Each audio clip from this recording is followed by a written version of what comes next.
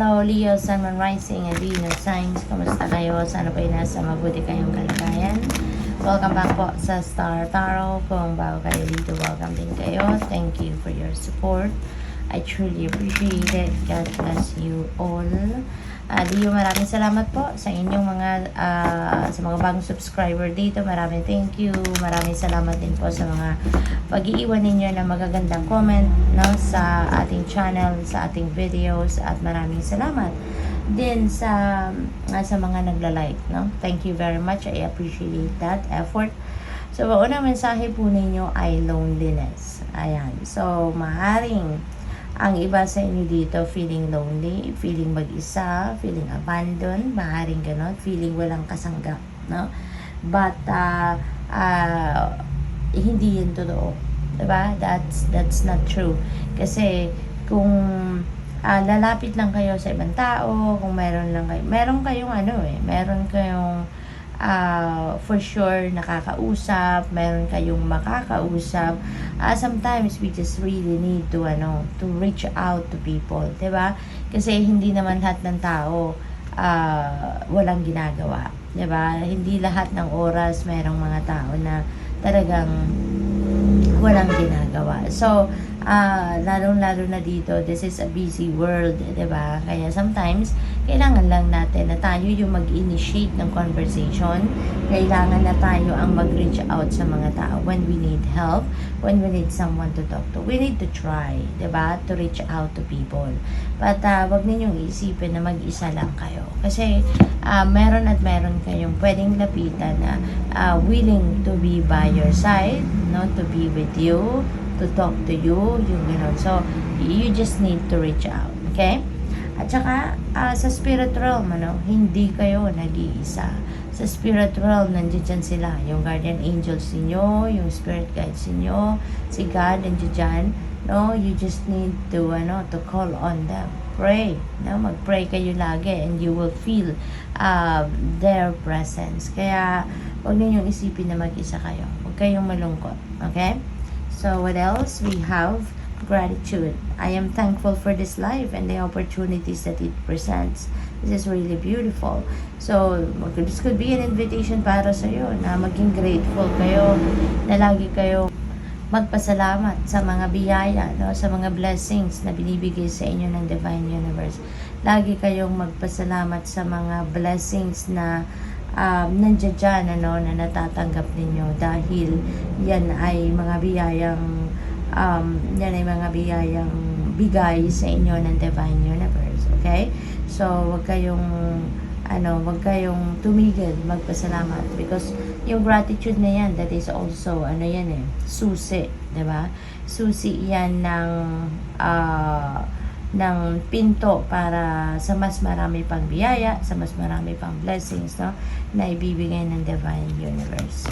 We have doubt. I release the need to know all the answers. Ayan. So, siguro ang iba sa inyo dito may pagdududa, no?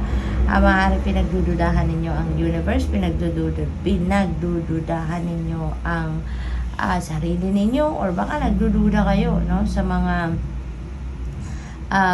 mga plano ninyo, 'di ba?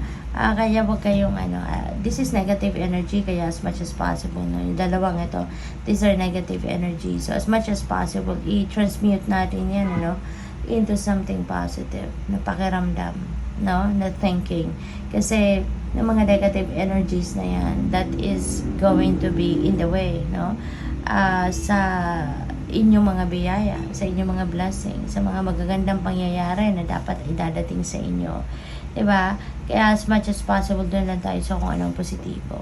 Okay? Huwag ninyong pagdudahan kung nagdududa kayo sa inyong mga sarili. Sana huwag ninyong pagdudahan, diba?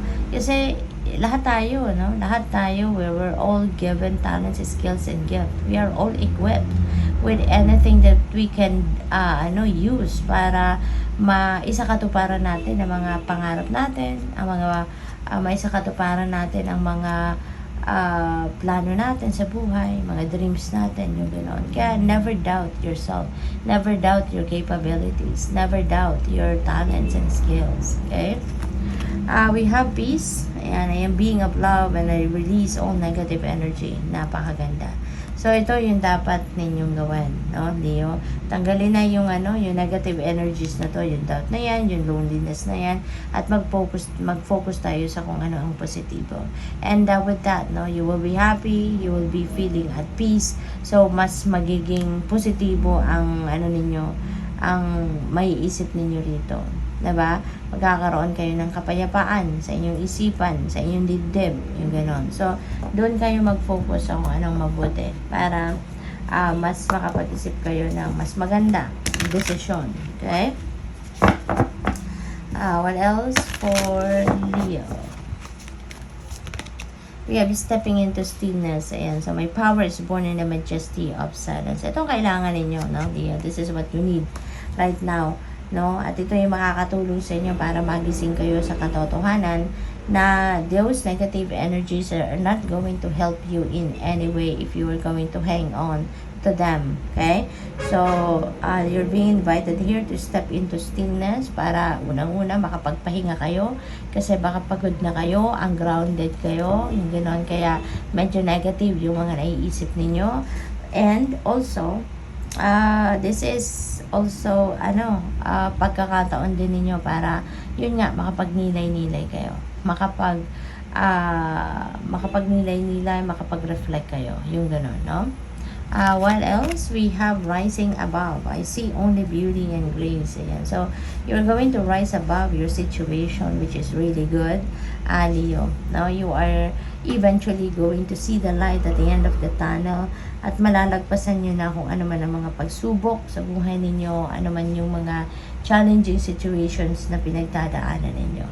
So, magiging magiging victorious kayo at malalagpasan ninyo kung ano man yung mga hardships, no, na maaaring pinagdadaanan ninyo lately. Listening with your heart. Ayan, I trust the messages I receive from my heart. Ayan, so which is good, no, which is good.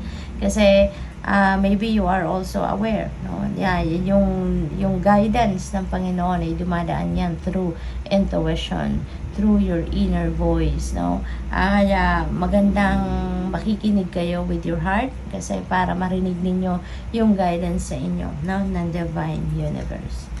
We have healing the past, which is really good kasi sa ngayon iiwanan nyo na kung ano na ang inyong nakaraan. Once na nag-heal kayo from doon sa kung ano ang nakaraan, you would be able to move forward na with your life. You would be able to move on with your life. And makakausad na kayo, magagawa na ninyo yung pwede ninyong, o yung mga gusto ninyong gawan sa buhay. And wala nang sagabal, na wala na kayong parang bagahe pa na bitbit sa dibdib ninyo. So, good luck sa'yo. Thank you for watching. Love and light. Namaste.